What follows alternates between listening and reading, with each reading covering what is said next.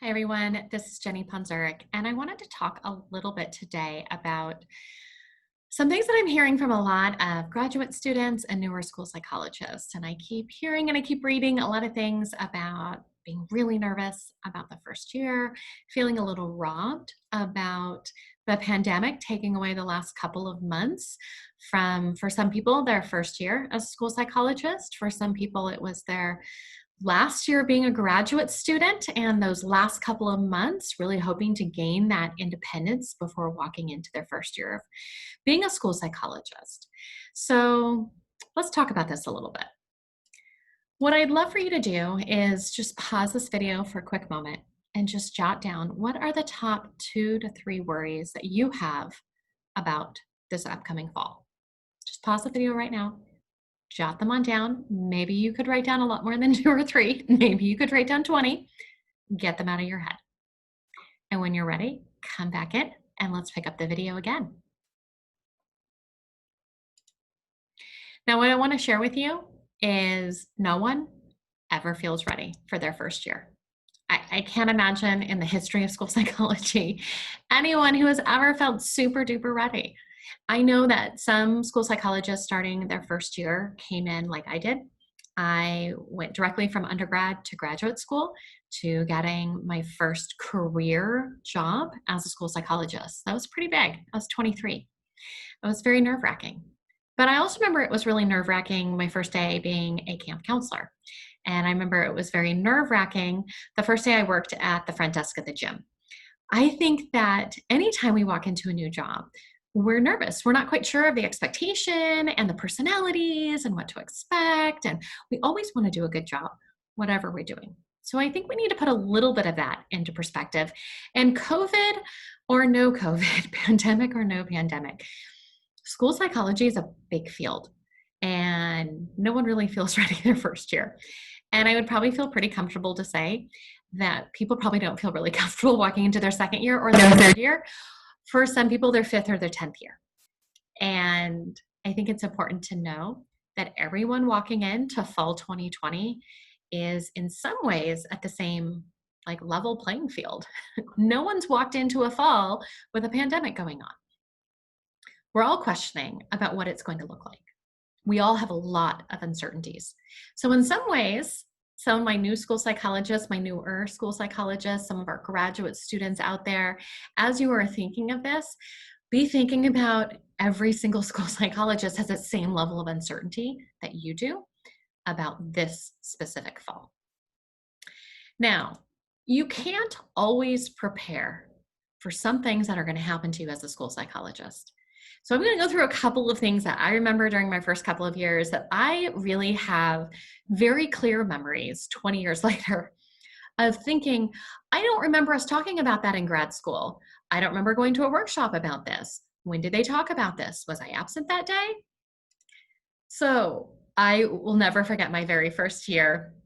One of the 3 schools that I was at, I got a call in the middle of the day. So-and-so is sitting underneath it was at the reading table or his desk and he will not get out. Can you please come get him? And of course, as any good school psychologist, I said, of course, I will be right there. I had no idea how you're supposed to get a kid out from under a table. I don't remember learning that in grad school. I don't remember there a class on how to get the kid out from underneath the table. Now, thank goodness the universe was on my side because I walked into the classroom, went underneath the table and I said, hey, whatever his name was, would you like to come and talk with me for a little bit? And he said, sure. And he reached out and he came out and he walked with me to the office and he came out on his own. Now, is this going to happen every time? Absolutely not. And I definitely have learned since then that sometimes you got to make sure that the kid doesn't have anything in their hands before you get down to their level in that way, because sometimes they'll throw it at you. So you got to be careful of that. You can't always prepare for having a parent yell at you on the phone for something you didn't even do. I remember this quite vividly as well. And I remember thinking, I remember like staring at the phone while the parent was talking to me, while the parent was yelling at me, thinking, I am being yelled at. And I have to tell you, my background, I didn't get yelled at a lot. So I was just more confused by what was going on. And then I was very frustrated when I realized that my speech and language pathologist had said something incorrectly to the parent that made her very upset, who then yelled at me. I wasn't prepared for that. Nobody told me that people were going to be yelling at me on the phone. I will tell you later on when I told my special ed director, he did say, he goes, if that ever happens to you again, you do have my permission to tell the parent, if you cannot lower your voice, I'm going to hang up on you, and then hang up on them, which I felt really good because I wasn't prepared for that conversation. I wasn't prepared for what you were supposed to do when someone starts yelling at you. Nobody told me in grad school that people were going to be yelling at me. So this one was partly my fault. This was a teacher and I happened to be in the workroom together. Teacher happened to ask me, so-and-so's meeting is coming up. Is he going to qualify for special ed? And instead of taking that conversation to a very confidential place, we were just talking, no one else was really listening, but I said no, that I did not think that's where we were going. And she started to cry in the middle of the workroom and then cause a minor scene where I had to go get my administrator involved. I don't remember that class in grad school. Are you guys having these classes in grad school? I didn't have this class. Now I worked for 13 years for a specific school district. A little litigious. Even when I walked in, it was a little litigious. Not all the schools.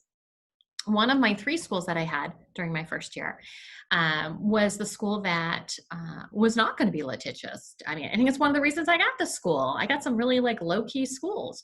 And guess what? We were this close to going to hearing my first year. I was dressed up for the hearing. We showed up on the day of the hearing ready to testify. That's how close we were. Now, we ended up settling on that day. I don't remember a class about testifying at a hearing in graduate school. There's a whole bunch of things that are going to come out. And I don't mean to tell you this to scare you. I'm just letting you know, I think my grad school was great. I think I learned a lot from my intern and my practicum years. My supervisors were amazing. There is just going to be some interesting things that are going to be thrown at you, whether it's your first year, your second year, your 12th year, your 50th year, however long you're going to be in this field. There's just things that happen every year, in addition to a pandemic this year. But okay, I can't prepare because we don't know what is. I don't know exactly what's going to happen this fall. I don't know exactly who's going to be mad at me at what meeting. I don't know exactly what the kid's going to say to me.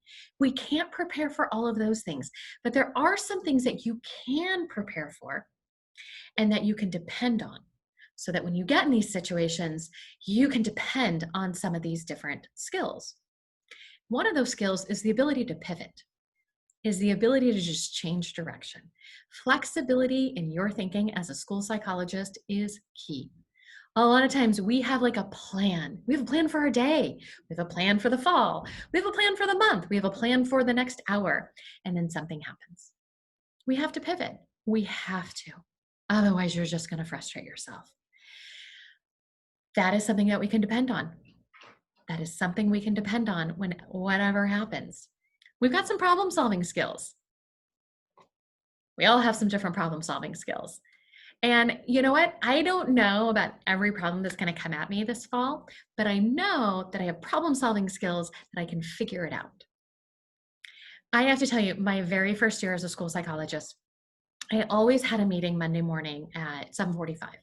Before school started, we had a meeting every morning. It was our student study team. I know some people call it child study team, intervention team, whatever you want to call it. We had one every Monday morning. I was nervous every Sunday night. I couldn't sleep. I was so concerned about what they were going to say. And were they going to ask me something? Were they going to say something I didn't know how to respond to? And what I finally figured out was, yeah, they're going to say a lot of things I don't know how to respond to, but I'll figure it out. And I'm not the only one at that meeting. I know a lot of times at those meetings, the eyes land on the school psychologist at some point, but it doesn't mean I can't look to somebody else and go, well, what do you think about this? We do have problem solving skills. I can't be concerned all the time about what might happen tomorrow or what might happen in the next meeting. That anxiety will consume me. I can say I've got good problem solving skills, so I can depend on those.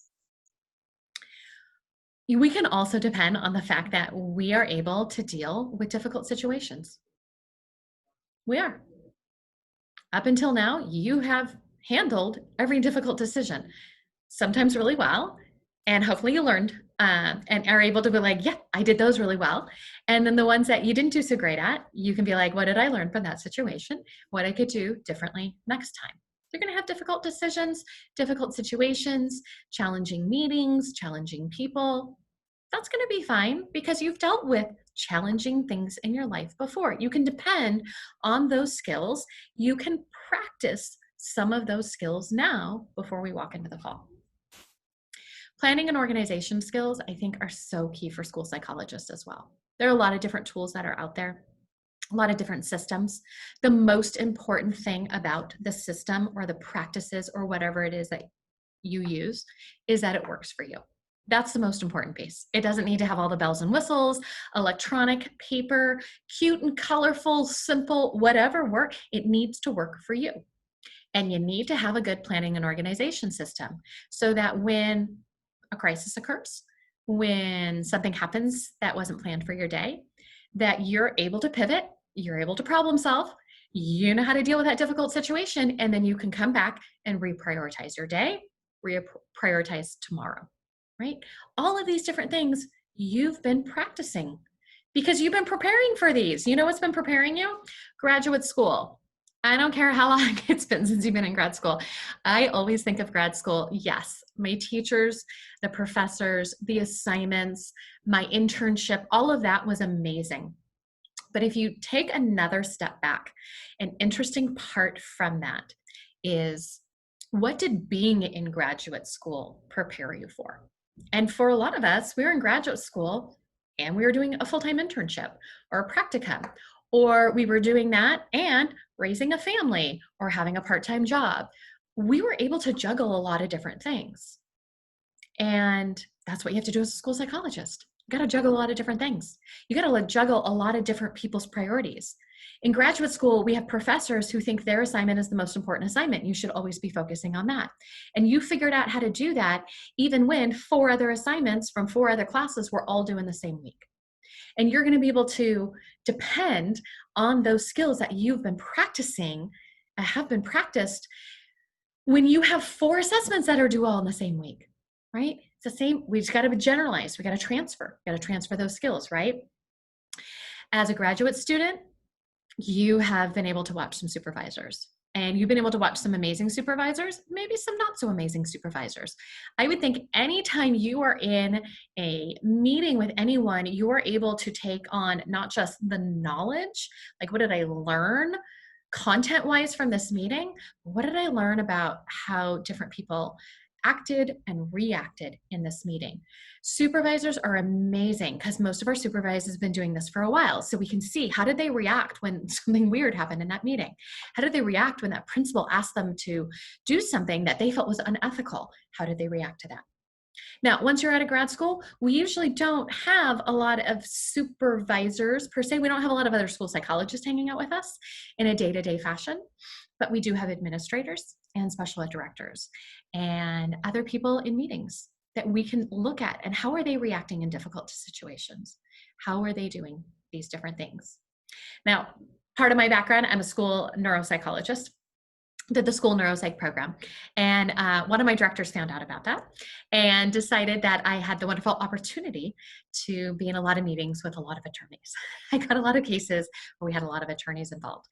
I loved being in those meetings because, I mean, yeah, it was stressful. Yes, I had to do a really great job. Yes, I wrote really long reports, but I got to watch some really amazing people deal with some very interesting situations. Not all of them like happy, right? We have some hostile situations that I've been in, right?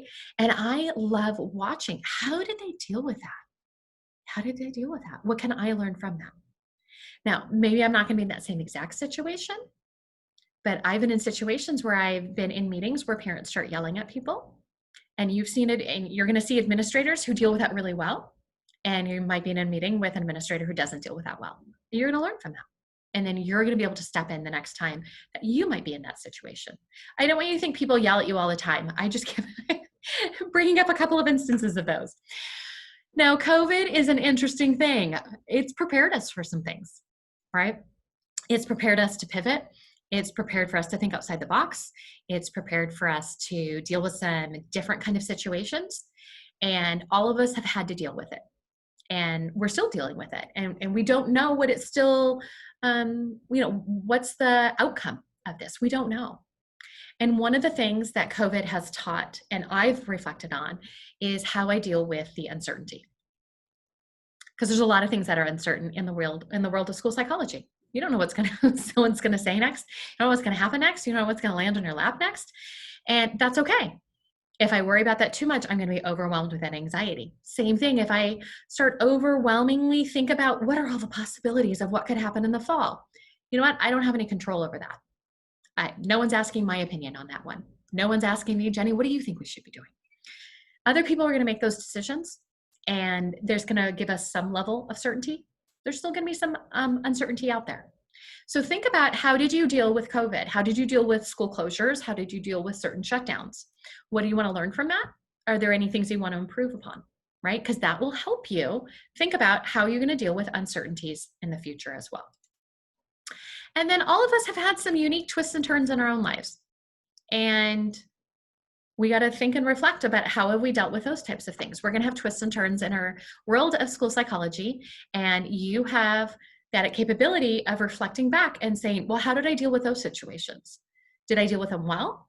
That's great. What did I do that made that go so well? Did I deal with some of those not so well? What can I learn from that? What can I do differently? All right. Overall, I think everyone needs to give yourself some time and some grace. One of my two supervisors, I had two fantabulous supervisors as a school psychologist, but I remember when I was leaving my internship, one of my supervisors said, I had to give myself 3 years. He said, in the first year, you're just going to get through. You're just going to get through every day. You just don't even know how you're going to do it. You're going to get through every day. And at the end of that, you're going to get through a whole year. The second year, you are not going to believe that they let you be a school psychologist last year. You are going to reflect on some mistakes you made. Hopefully no one will ever read those reports. I mean, yeah. Third year, you finally feel like, yeah, I got a handle on things. You're like, I think I know what I'm doing here. I think I'm good here. And then you know what happens? Then they change your schools. You get a new special ed director. You get a new special ed teacher. You get a new principal. You get someone in your world where like their decision-making impacts you in your world. Or laws change, right? The IDA will be upgraded. It's going to be changed at some point, and things might change for us. And then we're going to give ourselves that time and grace. So once again, I hope this was helpful for you. I want to let you know this is one of the things that we talked about in our 2020 summer boot camp for school psychologists. And if you've not yet joined us, feel free to do so. If you are thinking about joining, if you're a grad student, if you're a new school psych, if you're a veteran school psych, we have over 600 people who have already signed up, and we'd love for you to be part of our community so we can have some of these ongoing discussions. And so you can do that by going to thenewerschoolpsych.com. And then just scroll on down at the bottom of the page, you'll see a link for summer boot camp. And registration is going to close in early July, so please make sure and do that as soon as you can. And I hope to see you guys all in our summer boot camp. Bye.